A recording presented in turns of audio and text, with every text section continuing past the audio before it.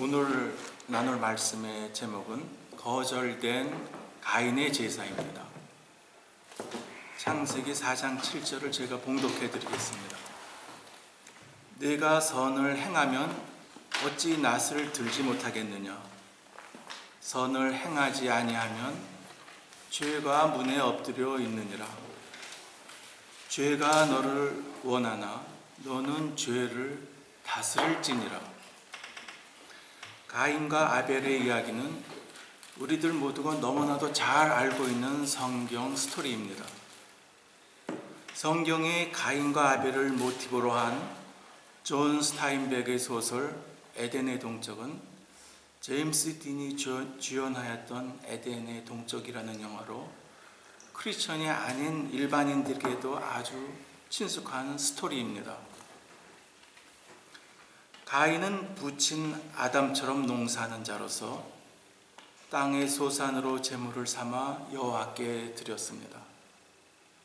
반면에 아벨은 양치는 자로서 형 가인을 따라서 양의 첫 새끼와 그 기름으로 드렸습니다. 여호와께서 아벨과 그의 제물은 받으시고 가인과 그의 제물은 받지 않으셨습니다. 대부분의 설교자들은 전통적으로 그 답을 개인이나 가인의 제물에서 원인을 찾으려 합니다. 개역 개정과 달리 대다수 한글 성경은 창세기 4장 7절의 두 조건문을 모두 과거형으로 해석한 것은 바로 이런 경향을 반영한 것으로 보입니다. 같은 구절인 창세기 4장 7절을 새 번역으로 봉독해 드리겠습니다. 내가 올바른 일을 하였다면 어찌하여 얼굴빛이 달라지느냐? 내가 올바르지 못한 일을 하였으니 죄가 너희 문에 도사리고 앉아서 너를 지배하려 한다. 너는 그 죄를 잘 다스려야 한다. 가인 자체가 문제적 인물이거나 가인이 드린 제물 혹은 제사에 문제가 있다는 주장으로는 첫 새끼의 가장 좋은 부분을 드렸던 아벨에 비해 가인의 제물은 질이 떨어지는 것이었다는, 즉 인색하게 드렸기 때문에 하나님이 받지 않았다는 주장. 가인의 제물은 창세기 3장의 저주받은 땅에서 나온 소산이기 때문에 하나님이 받지 않았다는 주장. 가인의 제사에는 피 흘림이 없었기 때문에 하나님이 받지 않았다는 주장. 가인 자신이 성장하여 생업에 종사하는 동안 하나님과 가졌던 관계에 대해서 제물을 바치는 제사를 통해 여호와께서 평가하셨다는 주장, 즉 가인의 평소 여호와께 대한 신앙을 보시고 가인을 받지 않으신 것이라는 주장 등입니다. 구약학 김고은 교수는 이 모든 해석들이 하나님의 선택을 정당화하고 합리화하려는 변증적 동기에서 나온 것들이라고 주장합니다. 즉 하나님의 아벨의 제사는 받고 가인의 제사를 받지 않았다면 분명히 그 선택에 대한 정당한 이유가 있었을 것이며 그 책임이 선택받지 못한 가인에게 있으리라고 생각한다는 것입니다. 어느 날 유튜브에서 유시민 작가가 하는 말이 귀에 들려왔습니다. 죄인일지라도 공정한 재판을 받을 권리가 있습니다. 그래서 변호해 줄 변호사가 필요합니다. 이런 취지의 말이었습니다. 정말 새겨들을 말이라고 생각되었습니다. 이 시간 가인이 비록 동생을 죽인 살인자일지라도 공정한 평가를 내리기 위해 여러 사람들의 견해를 들어보고자 합니다. 본론에 들어가기 전에 약 150년 전에 고대 니느웨 지역에서 고고학자들이 톱판을 발굴해서 해독한 길가메시 서사시의 일부 구조를 소개합니다. 내가 지을 방주의 제도는 이러하니 광과 장이 같게 하고 배의 좌우의 벽의 높이는 120 규빗으로 하고 배의 앞과 뒤도 120 규빗으로 하라. 3600리터의 세 배의 역청을 가마에 넣고 3600리터의 세 배의 타르를 방주에 바르라. 나는 모든 살아있는 생물을 방주에 실었으며 나의 가족, 친지들도 방주에 오르도록 하였다. 들의 짐승들, 촌의 맹수들도 방주에 들어갔다. 물이 잔잔해지고 강풍이 조용해지고 홍수가 멈추었다. 하늘을 보니 고요함이 가득했다. 모든 인간이 흙으로 돌아갔고 보이는 것은 단지와 같이 평평하였다. 방주의 문을 여니 낮 햇살이 내 얼굴에 쏟아졌다. 방주는 니무시 산에 멈추었다.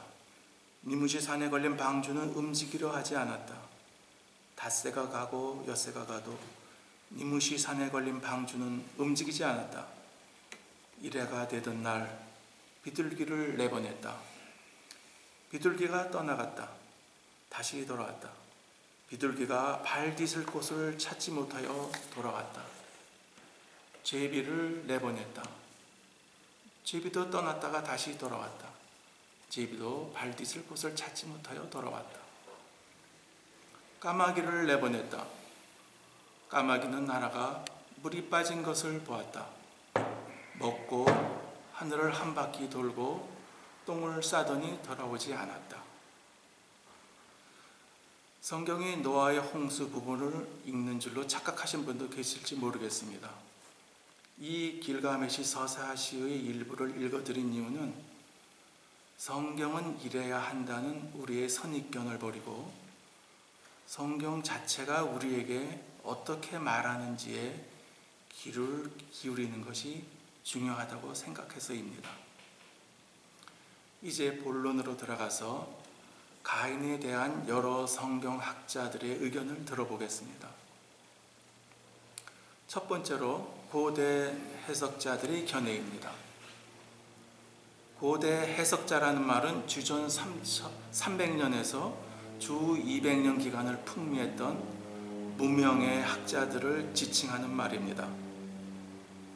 고대 해석자들은 창세기 4장 1절의 후반부를 내가 여호와로 말미암아 득남하였다를 나는 여호와로 말미암아 남자를 가졌다라고 해석합니다.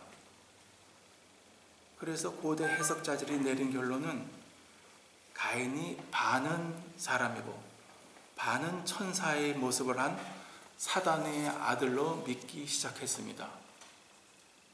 그 이후로 창세기 4장 1절의 전반부 아담이 그의 아내 하와 동침함에서 동침함에를 알게 됨으로 해석합니다. 개역개정 성경 창세기 4장 1절 동침함에 앞에 1이라는 숫자가 있고 성경 하단에 1하고 히브리 말로 알게 됨으로 설명되어 있는 것을 참조하시기 바랍니다.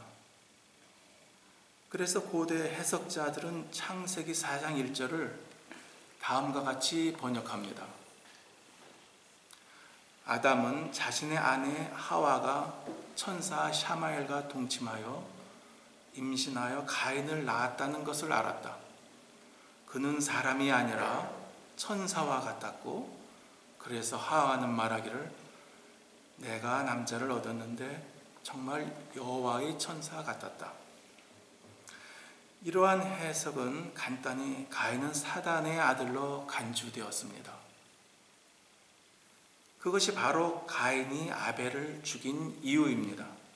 왜냐하면 가인은 태어날 때부터 악했기 때문입니다. 예를 들면 이러한 이해가 반영된 곳이 신약 성경 요한일서 3장 10절에서 12절입니다.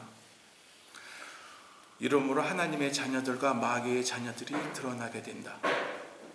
무릇 의를 행하지 않는 자나 또는 그의 형제를 사랑하지 아니하는 자는 누구나 하나님께 속하지 않았다.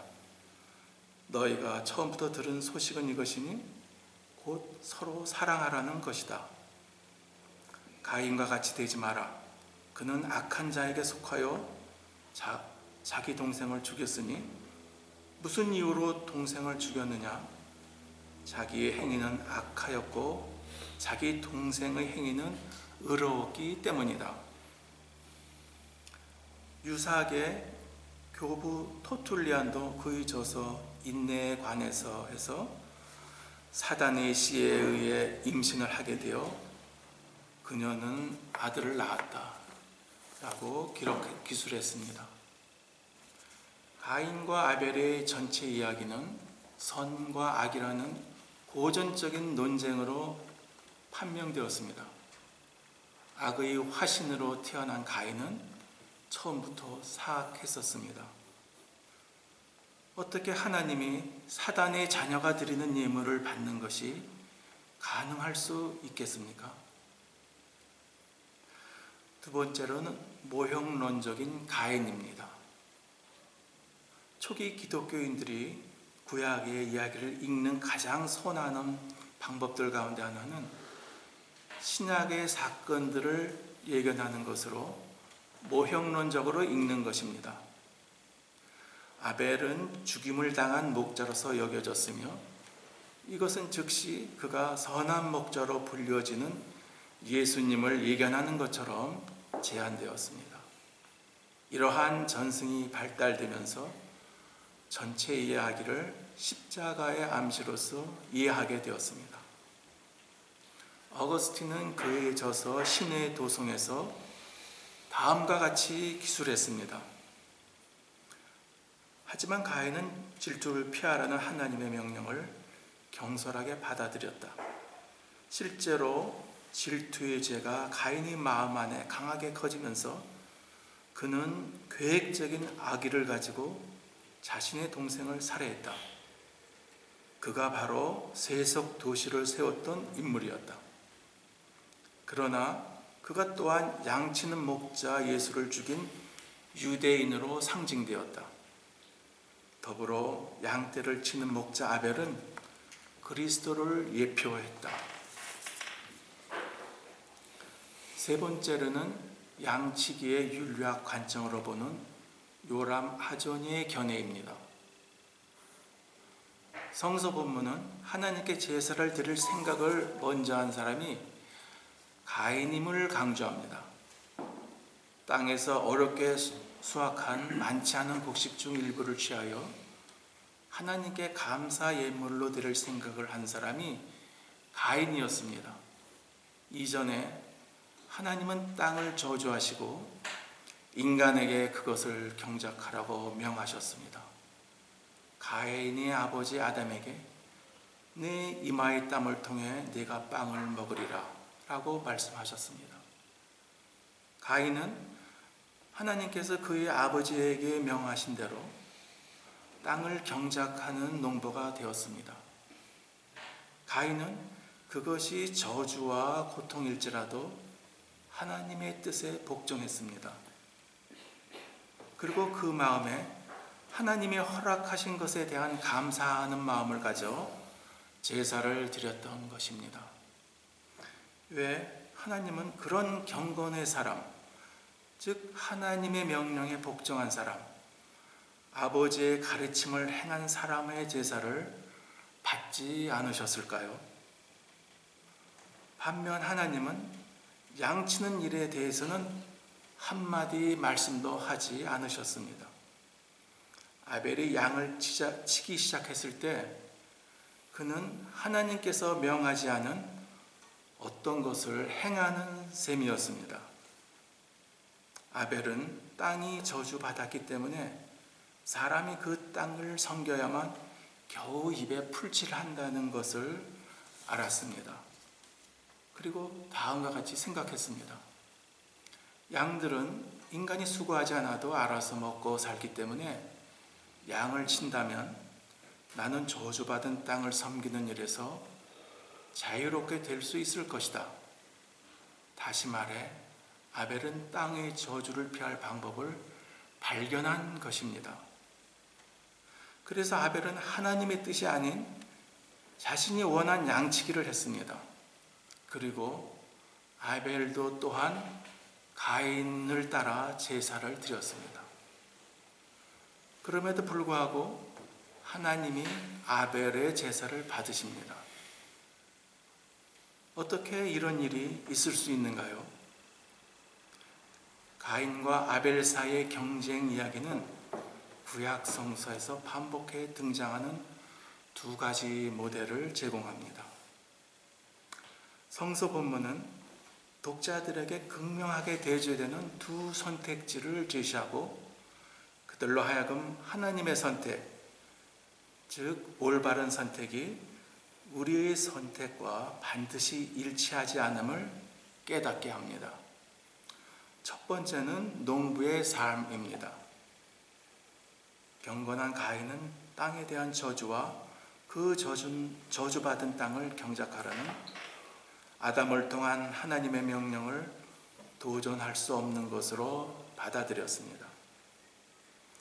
성서 저자의 눈에 가인은 농부의 삶, 경건한 복종의 삶, 전통적 관습에 감사하는 복종하는 삶, 겨우 먹고 살기 위한 삶을 대표합니다. 두 번째는 양치기의 삶입니다. 아벨은 땅에 대한 저주를 현실로 받아들이지만 그 현실이 아벨의 충성을 강요할 만큼 내재적 가치를 지녔다고는 생각하지 않습니다. 하나님 말씀하셨다고 해서, 아버지가 그렇게 살았다고 해서 그것이 좋은 것이 되는 것은 아니라고 생각했습니다. 아벨은 사랑과 하나님의 분노를 감수하면서 자신과 후손들을 위해 더 좋은 것을 확보하려고 지혜롭고 용기 있게 반항의 길을 갑니다. 아벨은 양치기의 삶, 즉 반항과 창조의 삶, 하나님의 단순한 명령이 아닌 참된 뜻으로 생각되는 것을 추구하는 삶, 인류의 참된 선을 구하는 삶을 대표합니다.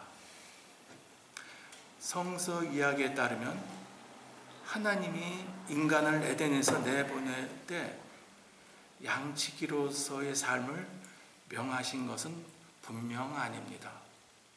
하나님이 원하시는 것은 인간의 상황이 향상되는 것과 인간이 자신의 독립적인 노력을 통해 더 큰 선을 얻어내는 것입니다.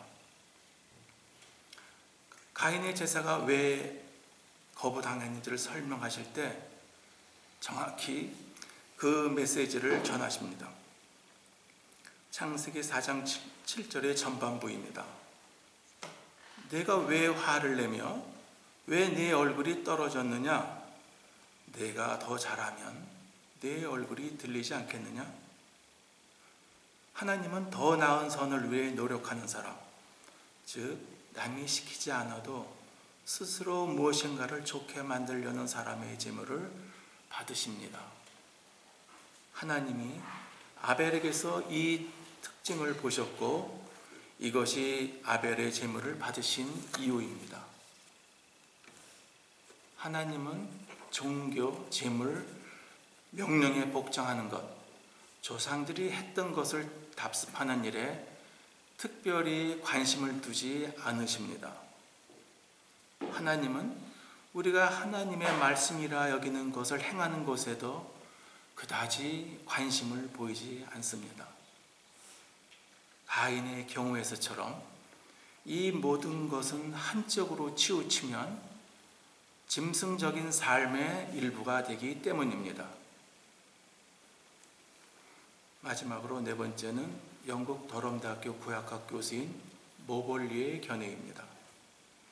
모볼리는 특별한 이유 없는 편애가 가인과 아벨을 푸는 열쇠라고 주장합니다. 모볼리에 따르면 하나님이 가인의 제사를 받지 않은 이유는 알 수 없다.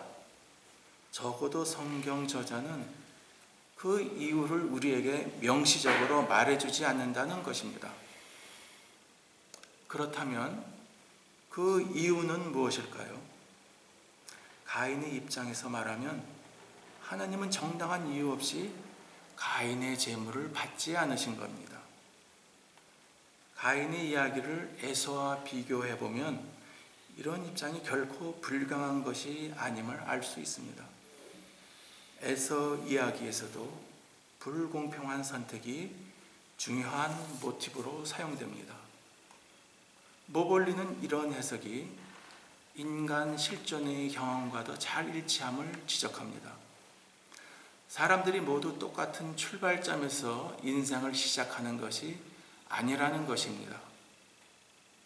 예를 들어 어떤 사람은 좋은 머리를 가지고 태어나고 어떤 사람은 아무리 노력해도 안 되는 머리를 가지고 태어납니다. 어떤 사람은 평생 암에 걸리지 않는 체질로 태어나고 어떤 사람은 아무리 노력해도 암이나 다발성 종양에 걸리게 됩니다.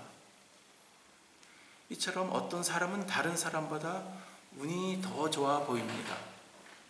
즉 신에게 선택받은 자처럼 보입니다. 그렇지 못한 사람들은 본능적으로 그 상황에 대한 답을 얻으려 합니다. 왜 내가 무슨 잘못을 했길래 이런 일을 당하는 건가요? 그러나 이런 불공평한 출발점들은 우리가 태어날 때 이미 결정되어 버리는 것이 많습니다. 신의 선택을 받지 못한 사람들은 이유 없는 불공평에 대해 때로는 좌절하고 때로는 분노합니다. 왜 나는 이런 외모를 가지고 태어났는가? 왜 나는 이렇게 일찍 몹쓸 병에 걸렸는가? 모볼리에 따르면 가인 이야기를 제대로 이해하기 위한 출발점은 하나님의 선택이 불공평함을 인정하는 것입니다. 그리고 이야기의 핵심은 그런 불공평에 대한 하나님의 처방 및 가인의 반응과 관련이 있습니다. 창세기 4장 5절은 가인의 1차적 반응을 이렇게 기록합니다. 가인이 몹시 분하여 안색이 변하니. 가인의 감정인 분노와 좌절은 사람들이 불공평한 대우를 받는다고 느낄 때 공통적으로 갖는 감정일 것입니다. 그렇다면 이렇게 분노하고 좌절하는 가인에게 하나님은 뭐라고 말씀하시는가요? 창세기 4장 7절입니다. 내가 선을 행하면 어찌 얼굴을 들지 못하겠느냐? 선을 행하지 아니하면 죄가 문에 엎드려 있느니라. 죄가 너를 원하나 너는 죄를 다스릴지니라. 내가 선을 행하면 이라고 번역된 히브리어는 내가 앞으로 잘하면 이라고 번역될 수 있습니다. 바로 미국 복음주의 표준역인 ESV는 이 구절을 If you do well로 번역했습니다. 따라서 창세기 4장 7절 전반부는 내가 앞으로 잘하면 너에게도 반드시 얼굴 둘 일이 생길 것이다 로 번역할 수 있습니다. 하나님의 선택을 받지 못한 가인일지라도 앞으로 어떻게 하느냐에 따라 인생이 결정되리라는 뜻입니다. 하나님은 곧바로 반대의 경우에 대해 경고하십니다. 내가 잘 하지 못하면 죄가 내 주변에 매복하여 틈만 나면 너를 지배하려 할 것이다. 그러나 너는 그것을 다스려야 한다. 모볼리는 매복한 죄는 다름 아닌 분노라고 말합니다. 하나님은 가인에게 그 분노를 다스리라고 권면하십니다. 매우 힘든 일이겠지만 불가능한 일이 아니라고 말씀하십니다. 왜냐하면 가인에게는 여전히 그 분노와 싸워 이길 힘이 있기 때문입니다. 그러나 이후의 이야기가 보여주듯이 가인은 분노를 다스리지 못하고 오히려 그 분노가 자신을 삼키도록 허락합니다. 그리고 동생 아벨을 살해합니다. 다 같이 기도드리겠습니다. 하나님 아버지, 이 시간 거절된 가인의 제사에 대해 여러 성서학자들의 견해를 들어보았습니다. 여러 견해들 중에서 듣는 형제 자매들의 마음에 하나님께서 주시는 의미를 느끼게 은혜 내려 주시옵소서.